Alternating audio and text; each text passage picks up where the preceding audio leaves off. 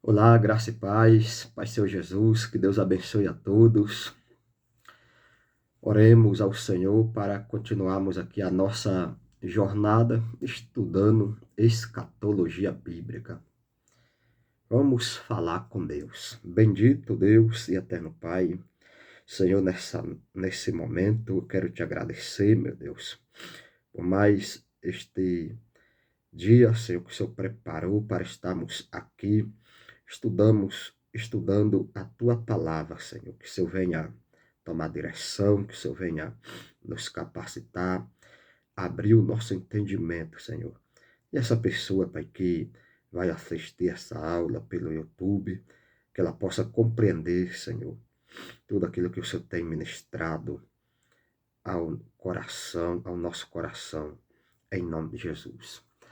Muito bem, meus irmãos, hoje nós iremos estudar sobre as bodas do Cordeiro. Então, hoje a gente vai aqui falar um pouco, eu irei falar um pouco sobre as bodas do Cordeiro, que é um assunto muito relevante para nós, porque, como a gente viu na aula anterior, após o arrebatamento da igreja,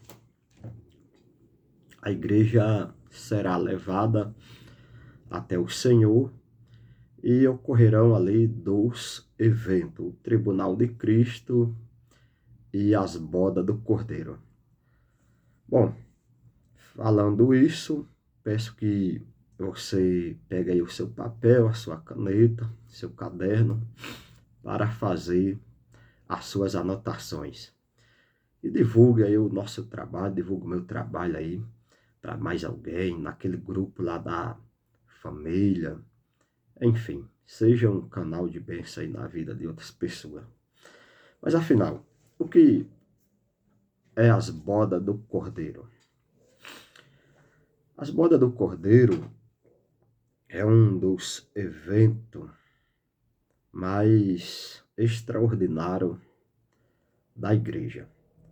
Por que eu falo assim? Porque as bodas do Cordeiro é a consolidação desse casamento entre Cristo e a igreja. Numa linguagem figurada, a igreja ela é vista como a noiva do Cordeiro. Isso usando um termo aqui figurativo. Em contrapartida, Jesus é o noivo. Então, quando Jesus ele tirar a noiva da terra, ele consolidará essa união, esse casamento com a sua noiva. Portanto, devemos ter essa mentalidade. Eu vou ler um texto base aqui para dar prosseguimento a essa jornada de escatologia, que é o Apocalipse, capítulo 19, versículo 7. Diz o texto sagrado: Alegramo nós e demos-lhe glória, porque as bodas do Cordeiro chegaram e a sua esposa está preparada. Olha que texto maravilhoso.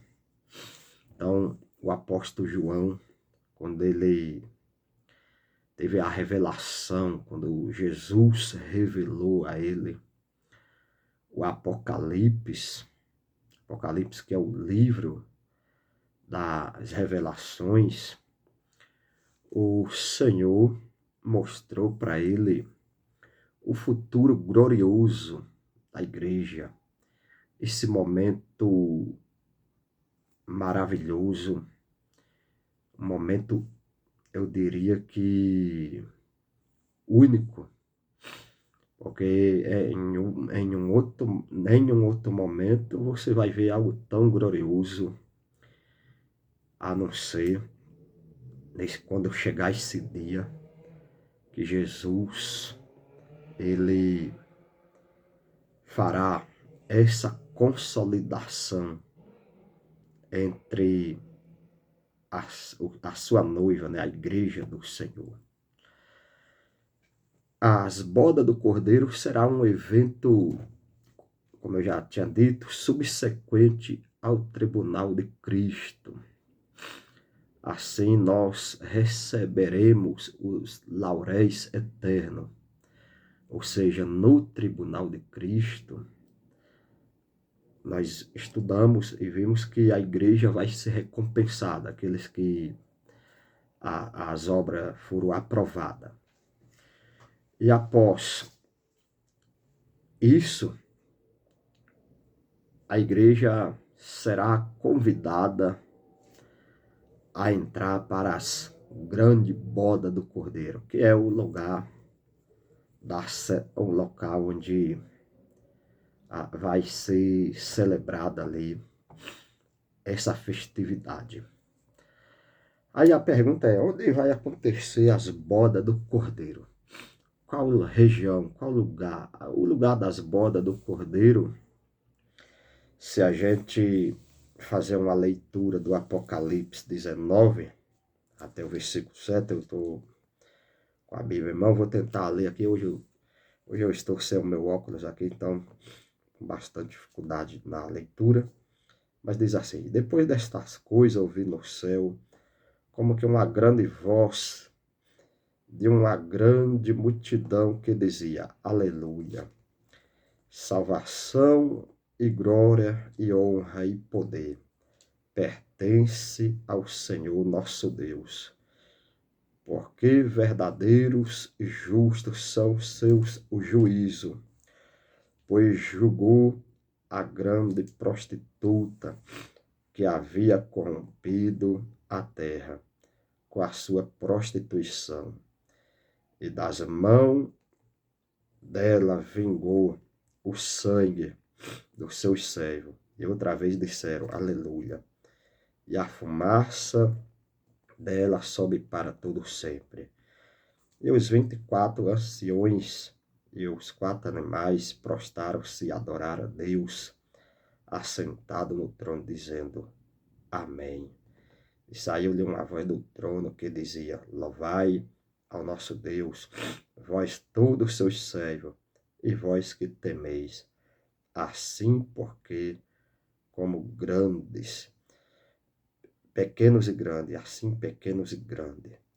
E ouvi como que a voz de uma grande multidão, como que a voz de muitas águas, e como que a voz de grandes trovões que dizia, aleluia, pois o Senhor Deus Todo-Poderoso reina. Olha que texto maravilhoso, isso aqui é tremendo demais. Porque aqui você vê o nível da profundidade. É você adentrar dentro do céu e ali contemplar todas as maravilhas do Senhor. Então, as bodas do Cordeiro vai ser no céu, onde a igreja estará. Ali o Senhor vai receber a sua noiva nesse período festivo, onde haverá uma união com o Senhor. Portanto, as bodas do Cordeiro, elas ocorrerão no céu, lugar sagrado, onde os anjos, seres celestiais, habitam e louvam a Deus por sua justiça, por sua plenitude. Deus, ele é justo. Deus, ele vai trazer juízo aos ímpios, ao sistema, à grande Babilônia. Essa palavra grande Babilônia é uma figura de linguagem que, para representar o sistema perverso, né? O sistema religioso, sistema ímpio. Mas o Senhor, ele fará com que a sua justiça seja feita em prol de todos os santos, de todos aqueles que sofreram por amor a Cristo. nesse local que os salvo em Jesus Cristo, irmão, ou seja, a noiva de Cristo, celebrarão a união eterna. Olha que coisa tremenda. É o casamento eterno com o Cordeiro de Deus. O Cordeiro que foi morto antes da fundação do mundo. João ele vai falar no Evangelho que até mesmo antes do mundo ser fundado, ser criado, Deus, na sua presciência, na sua onisciência, na sua onipotência, já tinha preparado o Cordeiro.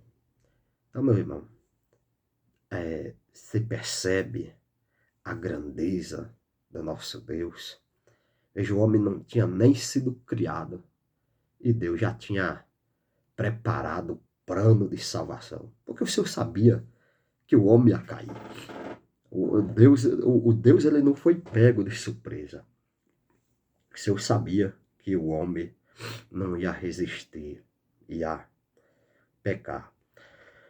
Aí talvez você esteja se perguntando, tá, pastor Jacques, mas vem cá, e quanto tempo que vai durar as bodas do Cordeiro? Essa é a pergunta. Qual o período, quanto tempo das bodas do Cordeiro? Isso, nota aí, faz a sua anotação, escreve, faz um rascunho. Então, as bodas do Cordeiro acontecerá, meu irmão, minha irmã, durante o período de 7 anos. 7 anos. Talvez você fale 7 anos, sim, 7 anos. Ou seja, esse período de 7 anos, ele também é conhecido como a grande tribulação. Ou seja, durante esse tempo, a igreja celebrará as suas núpcias com o Cordeiro. Enquanto a igreja está celebrando as núpcias nesse período festivo, ali no céu, com o Cordeiro, Israel será provado, ou seja, de acordo com as escrituras sagradas, tá bom? Então, mais um motivo para a gente acreditar que a igreja não passará pela grande tribulação. Tem muita gente falando, a igreja vai passar, irmão. Não faz sentido a igreja passar pela grande tribulação. O que nós estamos vendo hoje não tem comparação. Não há como comparar. Lógico que o mundo que a gente está vivendo é muito difícil, onde as coisas, cada dia mais que passa, tem se estreitado na terra, não é verdade? No entanto, como diz o Evangelho de Cristo, a grande tribulação é algo da qual nunca houve. A palavra do Senhor fala, as profecias falam, e tampouco haverá, ou seja, é algo terrível, é algo que muitos desejarão a morte, como está escrito lá em Apocalipse. Quando a gente estiver estudando sobre a grande tribulação, nós vamos ver algumas situações, tá certo? Então, a grande tribulação, ela se inicia com a retirada da igreja. Vamos imaginar que Jesus arrebatou a igreja hoje, tá certo? Então, amanhã se inicia o período de grande tribulação.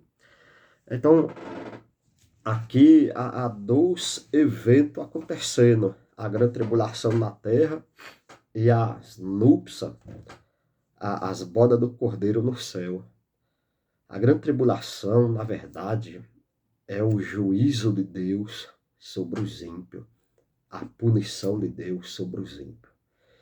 E é nesse período que Israel também será provada, porque Israel ele passará pela grande tribulação, diferente da igreja. A igreja não passará. Então, em relação às bodas do Cordeiro, é importante salientar que, de acordo com a tradição judaica, as bodas durava, um casamento, 7 anos, ou seja, aliás, 7 anos não, 7 dias, tá? Então, dentro da tradição judaica, quando alguém iria casar, ali a festa durava 7 dias.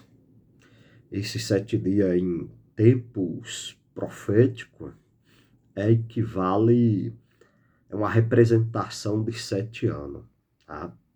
Então, é algo que a igreja vai vivenciar 7 anos ali no céu, no seu momento espetacular, momento ímpar, onde vai haver essa grande festividade. Além do período das núpcias, o período de 7 anos, também ele incluirá o julgamento dos crentes, como a gente já viu, no tribunal de Cristo. É nesse período que Cristo estabelecerá ali o seu tribunal também, como a gente já viu, que são 2 eventos que acontecerão ali, logo após a igreja ser arrebatada. E vai ter também a ceia do Senhor. Ali o próprio Jesus vai servir a ceia. Está lá em Lucas. Lucas, eu vou até dar uma olhada aqui. Capítulo 22, vamos ver o que está escrito. Lucas 22, 16. Então, vale a pena ser fiel ao nosso Cristo. Mesmo em meio às lutas, tempestade, todavia, aquele que permanecer fiel, com certeza, vai gozar dessas coisas. Porque vos digo que não comereis mais até que ela seja, que se cumpra no reino de Deus. Tá certo? Então, tá aqui fala sobre a ceia que será servida ali nas bodas do Cordeiro. Embora, agora tem uma observação, não sabemos quanto tempo cada evento durará. Podemos até fazer aqui uma afirmação que todo o período será intensamente festivo, tá? Pois a alegria de estar ali com o Senhor, de ser recompensado, é algo sobrenatural. Talvez você tenha dúvida, tá, mas não entendi o que você quis dizer, pastor João. Vamos lá, recapitulando. Esses 2 eventos, Tribunal de Cristo e as bodas do Cordeiro, a gente não sabe exatamente quanto tempo durará entre um e o outro. O espaço de tempo é 7 anos. A igreja ficará ali 7 anos nas bodas do Cordeiro. Agora não se sabe quanto tempo vai durar entre um evento e outro, tá certo? Então isso é importante a gente deixar aqui registrado. Aí você talvez esteja perguntando, tá, mas quem é os participantes das bodas do Cordeiro? A noiva, o noivo e a noiva, Jesus. No Calvário, presta atenção no que eu vou falar aqui. No Calvário, quando Jesus ele morreu no Calvário, ali quando ele entregou a sua vida, ele pagou o dote pela sua igreja. Ou seja, com o seu próprio sangue, tá certo? Talvez você fale, como assim? Eu não estou entendendo. No Antigo Testamento, a aliança mosaica, a velha aliança, quando alguém ia noivar, o noivo, ele teria que pagar o dote da noiva para o pai do noivo. Então Jesus, ele cumpriu esse pacto da antiga aliança. Ele pagou o dote com seu próprio sangue. Olha que coisa maravilhosa. Nas bodas do Cordeiro, a parte de sua oração sacerdotal será cumprida ao Pai. Tá certo? É aquela oração que Jesus fez. Quero que os que me deste esteja comigo, onde eu estiver, para que seja a minha glória. A glória que me deste, porque me amaste antes da criação do mundo. Essa passagem está lá registrada em João 17:24. A Bíblia Sagrada, ela apresenta a igreja como a noiva de Cristo. Já falei sobre isso, só recapitulando. E convida constantemente a igreja se preparar para as bodas do Cordeiro. Então, a noiva, ela tem que estar preparada, ela tem que estar alinhada, esperando. É como se fosse trazendo aqui para nosso mundo, o que acontece. O Senhor, ele é o noivo, certo? Isso é uma linguagem figurada, tá? A igreja é a noiva. Então, a noiva, ela tem que estar ali fiel, ela tem que estar aguardando. Suas vestes têm que estar limpa, purificada, não pode haver infidelidade. Até porque, humanamente falando, vamos supor, a pessoa lá está noivada com outro, então o homem, ele não vai casar com a mulher infiel, a mulher, assim vice-versa. Tem que ter aquele compromisso, aquela responsabilidade, tá certo? Então a igreja, ela tem que ter esse compromisso. Se a gente for fazer aqui um paralelo, a parábola das 10 virgens é isso. Ali fala sobre 5 prudentes e 5 loucas. As prudentes estavam aguardando o noivo, estavam prestando atenção em tudo, estavam esperando. A igreja, ela tem que esperar no Senhor. Então, muitas das vezes o crente, o cristão, devido às provas que acontece com ele ou com ela, ele acaba desanimando. Mas a gente não pode deixar de esperar a vinda do noivo, porque o noivo vai voltar. E quando ele voltar, com certeza, se a noiva estiver pronta, ela subirá com a noiva. Outra coisa importante, que nas bodas do Cordeiro ali haverá alguns convidados, ou seja, são os crentes da antiga aliança, os patriarcas, por exemplo, Abraão, Isaac, Jacó, Moisés. Então eles estarão ali como convidados assistindo esse grande evento. Aí Jesus, ele faz aquela declaração que muitos viriam do Ocidente e se assentaria à mesa, e ali estaria Abraão, Isaac e Jacó, ou seja, os patriarcas da antiga aliança. O que significa dizer? Que esses patriarcas, eles vão estar presentes, porém, como na condição de convidado de honra.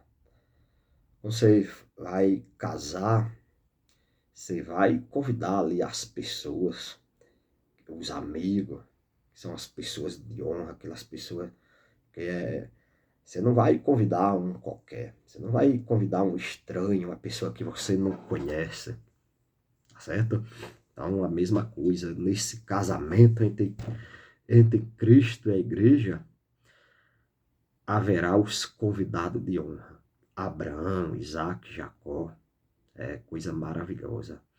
Então, a presença desses crentes nas bodas do Cordeiro será uma garantia da fé inabalável e da esperança persistente todos aqueles que acreditam na palavra de Deus. A palavra de Deus é verdadeira, irmão. A palavra de Deus ela é pura, ela é perfeita. Então, hoje, o mundo, ele tenta desesperadamente contrariar a sua fé, a minha fé, para que a gente não venha crer. Mas a palavra de Deus é extraordinária. Então, tá aí mais essa aula, escatologia bíblica. Aproveite esse curso, porque infelizmente hoje as pessoas, de modo geral, não querem mais estudar a Bíblia. E a Bíblia Sagrada, meu irmão, ela é a chave, ela é tudo. É o nosso guia, a nossa bússola, o nosso mapa, é a nossa garantia. Então, muitos acham ou pensam que é só mais um livro. Não, aqui não é um livro qualquer. Aqui é a palavra de Deus, a palavra do Senhor. A Bíblia Sagrada, ela é a palavra de Deus. Muitos falam assim, mas foi escrita por homem, não sei o quê. Deus usou, sim, homens santos, homens que viveram em prol do reino, homens que deram a sua vida por essa palavra. E hoje nós temos acesso a ela. Hoje nós podemos, inclusive, estar aqui fazendo esse estudo. Olha que coisa tremenda. Mas quantos que em épocas passadas gostaria de ter esse privilégio que a gente tem? Nós somos a geração privilegiada, porque hoje nós temos acesso, qualquer pessoa pode ter acesso ao conhecimento da Escritura Sagrada. Antigamente não, era restrito, era algumas pessoas, aquelas que tinham mais recurso, então era muito limitado. Então, para esse conhecimento chegar até nós, o Evangelho chegar até nós, alguém teve que pagar o preço. Muitos deram a sua vida. Por isso que hoje nós estamos estudando aqui. Então, meu irmão, Deus abençoe. Fique com essa aula. Espero que você venha desfrutar o máximo, que você possa absorver todo esse conhecimento, mas não para ficar guardado para você, mas que você também possa ser um canal de bênção na vida de outras pessoas. Veja, eu poderia estar fazendo qualquer outra coisa agora, mas eu separei esse tempo aqui para nós estar desfrutando, porque quando eu ensino eu também aprendo. E isso é o que nos motiva a estar estudando a palavra de Deus. Um abraço, até a próxima aula, em nome de Jesus. Tá bom? Fique com Deus.